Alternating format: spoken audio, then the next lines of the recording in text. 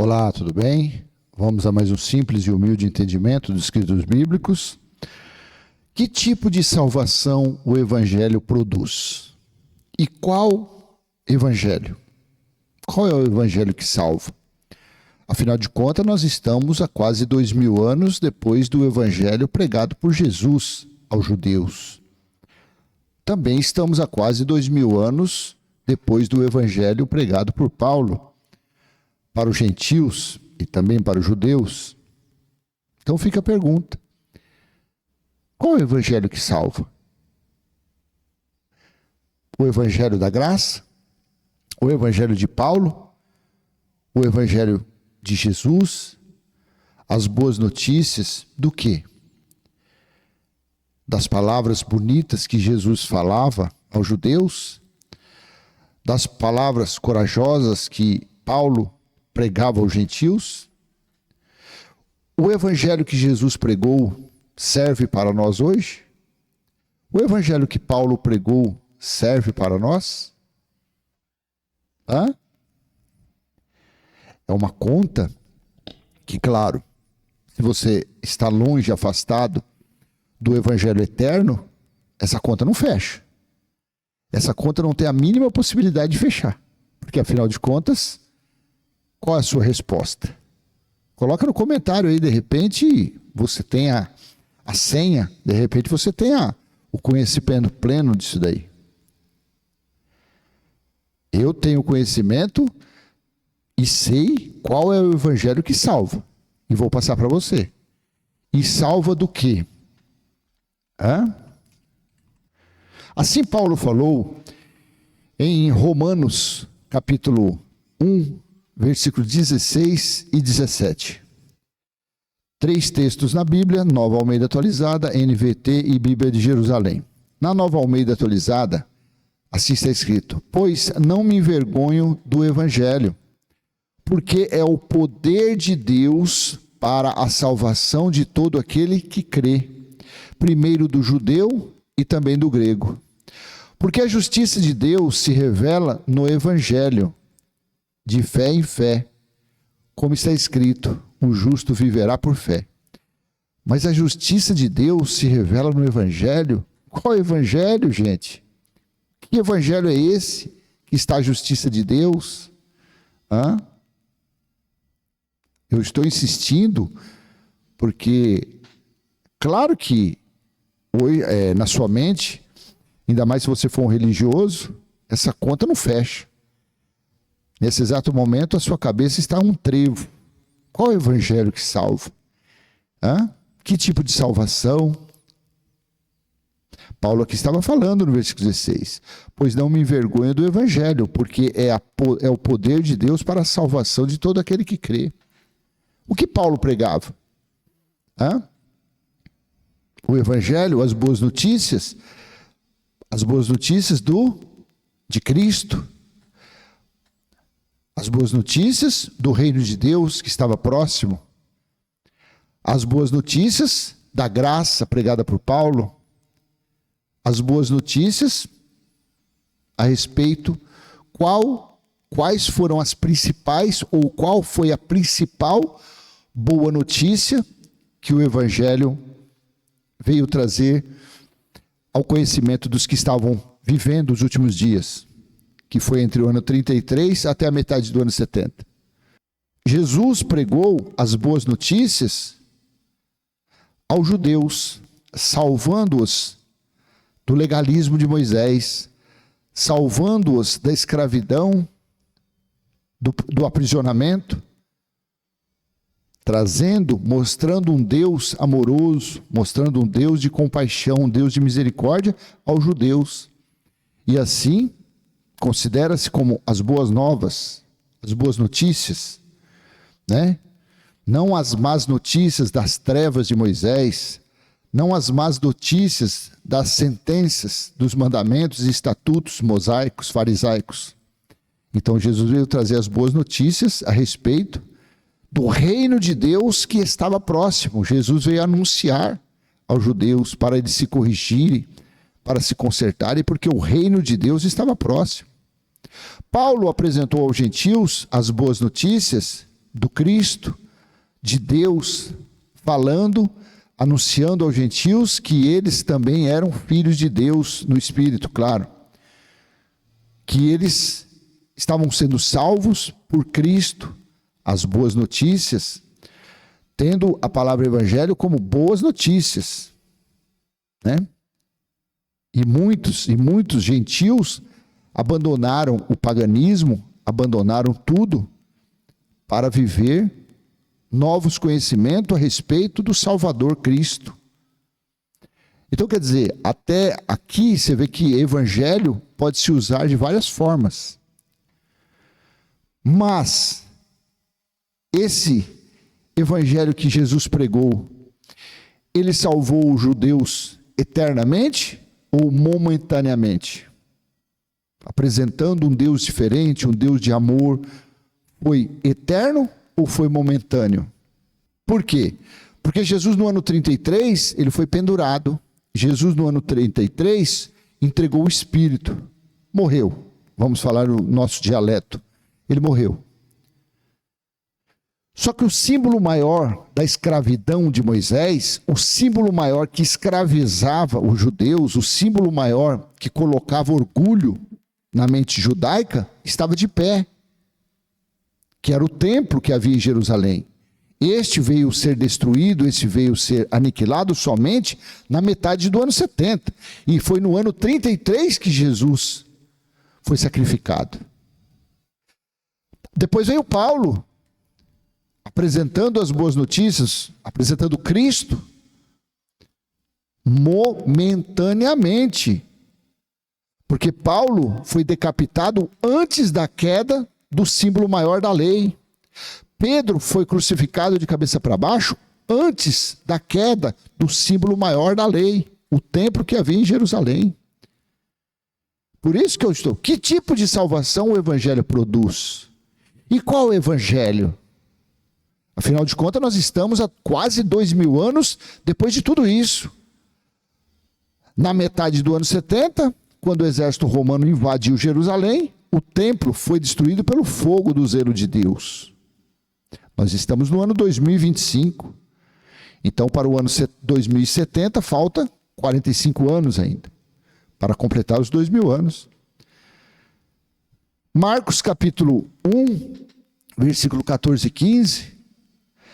Depois de João ter sido preso, Jesus foi para a Galiléia, pregando o evangelho de Deus, as boas notícias de Deus.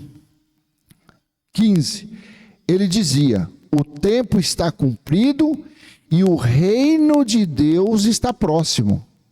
Arrependam-se e creiam no evangelho. Então aqui o evangelho significava as boas notícias do reino de Deus que ainda não tinha sido estabelecido. O reino de Deus estava próximo a ser cumprido.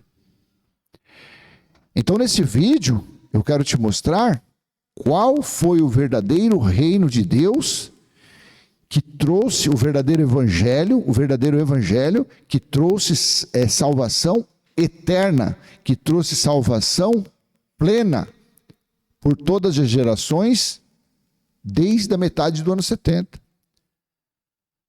Quando 1 Coríntios, inclusive, também tem essa passagem aqui, que Paulo falou: certamente a palavra da cruz é loucura para os que se perdem, mas para nós que somos salvos, ela é poder de Deus.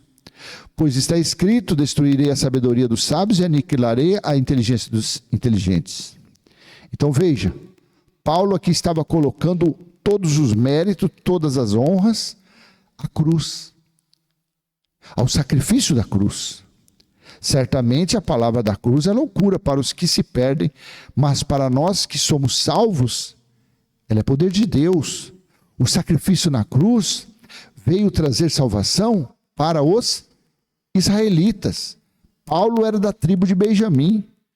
Paulo aqui estava falando que a tribo dele, que a nacionalidade de Israel, a quem ele pertencia, a cruz produziu essa salvação momentânea.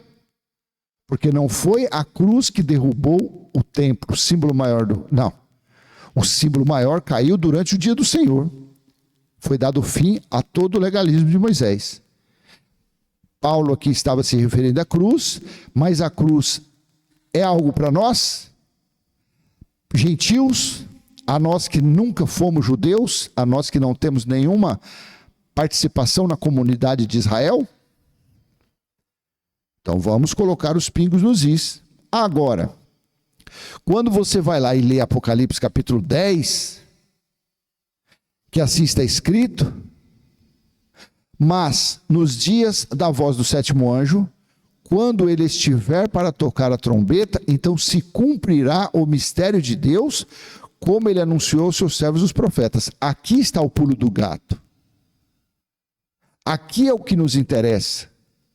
Por quê? Porque nós nascemos depois desse evento do toque da sétima trombeta. Porque a sétima trombeta, como as demais, foram 7 trombetas, foram tocadas de uma forma espiritual, fases que aconteceram ali durante aquele período de 66 a metade do ano 70. Então, quando foi tocado, aqui estava sendo falado no capítulo 10, quando a sétima trombeta for tocada, então acontecerá, se cumprirá, se estabelecerá o grande mistério do nosso Criador. Então, foi essa situação que projetou a salvação para todos. Salvação de quê? Das leis de Moisés. Salvação do reino de Moisés. Salvação do império de Moisés. Apocalipse capítulo 11, versículo 15. O sétimo anjo tocou a trombeta e houve no céu vozes fortes dizendo, presta atenção agora: o reino do mundo se tornou de nosso Senhor e de seu Cristo, e ele reinará para todo sempre. Aqui foi o cumprimento do evangelho que Jesus pregou aos judeus, que o reino de Deus estava próximo. Aqui foi o cumprimento do evangelho que Paulo pregou também a quem? Aos gentios, avisando do reino de Deus que estava próximo. Então, esse evangelho cumprido, esse reino estabelecido, é que veio trazer a verdadeira salvação para todos. Porque ao ser estabelecido esse reino de Cristo, ou todos os reinos passaram a ser de Cristo, o reino de Moisés foi destruído, foi aniquilado. O reino da condenação e morte foi aniquilado. Aí eu pergunto a você, quem está se reunindo como igreja tem acesso a esse toque da trombeta? Não, porque ele está em um período que este anúncio estava sendo feito por Paulo aos gentios. Então quando você fala assim, não, eu estou na graça pregada por Paulo, você está no evangelho que produzia salvação momentânea, salvação das leis de Moisés. Porque nos dias de Paulo o templo estava de pé. Somente quando aconteceu essa situação da sétima trombeta ser tocada e o templo ser destruído, aí sim, a salvação plena aconteceu. Da religiosidade, dos enganos, das mentiras, da escravidão, de todo tipo de religião. O sétimo anjo tocou a trombeta e houve no céu vozes fortes dizendo, o reino do mundo se tornou de nosso Senhor e do seu Cristo, e ele reinará para todo sempre. Capítulo 11, versículo 15, capítulo 12, versículo 10. Então ouvi uma voz forte no céu, proclamando, agora veio a salvação, o poder e o reino do nosso Deus, e a autoridade do seu Cristo, pois foi expulso o acusador de nossos irmãos, o mesmo que os acusa de dia e de noite, diante do nosso Deus. Quem acusava os judeus? Eram as leis de Moisés. Eram os mandamentos, os estatutos dados pelos patriarcas, pelos profetas, aos israelitas, lá no deserto. Então só houve a salvação plena depois de Paulo. Só houve a salvação plena, o evangelho realmente significa as boas notícias do reino de Deus, que produz salvação, quando você entende que a 7ª trombeta foi tocada. Então, quando você entende isso, você entende que todos os reinos pertencem a Cristo. Nenhum reino mais pertence a Moisés. Claro que nós temos o 4º reino de Daniel 7:23, que é a religião. Essa daí é o que arrasta bilhões de pessoas para as suas armadilhas, para os seus enganos. Você consegue entender como que é o negócio? Então, somente quando houve essa guerra, quando houve essa situação, que quando você lê a partir do versículo 1 até o 10, você vai entender que foi quando Jerusalém foi cercada, quando ela foi desolada, quando ela foi destruída. Então, que tipo de salvação o Evangelho produz? Produz o conhecimento que Cristo reina em cada um de nós. Produz que dízimo, batismo, buscar Deus em templo, orações, jejum, tudo isso acabou. Tudo isso foi destruído na metade do ano 70, quando o templo realmente caiu, quando o símbolo maior do legalismo de Moisés realmente foi destruído. Aí sim, a salvação é plena. Então, se você está em Jesus de Nazaré, a salvação plena não te alcançou. Se você está em Paulo, a salvação plena ainda não te alcançou. Você ainda está no reino que não existe mais. No reino de trevas, no reino de engano, no reino de mentira. Então, a partir disso daqui, é que nós temos a situação do Evangelho eterno. Vi outro anjo voando pelo meio do céu, tendo um Evangelho eterno, tendo o reino de Cristo estabelecido eternamente, para pregar aos que habitam na terra e a cada nação, tribo, língua e povo. Então, esse Evangelho, que é o Evangelho do reino de Deus que foi estabelecido, do reino de Cristo que foi estabelecido, é esse que salva. É esse que tira você da religiosidade. É esse que tira você do engano de se reunir como igreja. É esse que tira você do engano de esperar a volta de Cristo. É esse que tira você do engano de esperar o grande julgamento de Deus. Somente o Evangelho eterno é possível fazer isso.